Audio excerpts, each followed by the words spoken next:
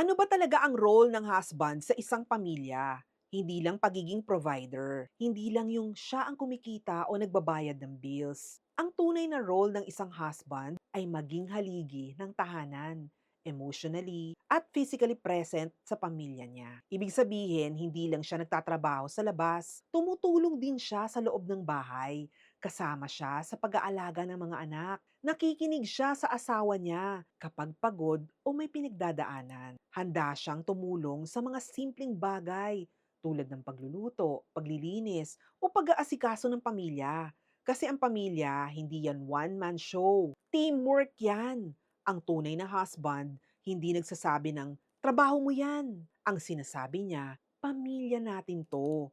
Tulungan tayo. Dahil sa huli, ang sukatan ng pagiging mabuting asawa, hindi lang kung gaano kalaki ang kinikita mo, kundi kung gaano katatag, ka-present, at karespetado ang nararamdaman ng pamilya mo kapag kasama ka nila. Oy, real talk lang ha. Kung tinamaan ka, may katotohanan. I-comment mo na dyan ang opinion mo at i-share mo na rin kung nakarelate ka. Kung meron kang gustong topic para ma-discuss dito sa Real Talk, i-type mo na dyan.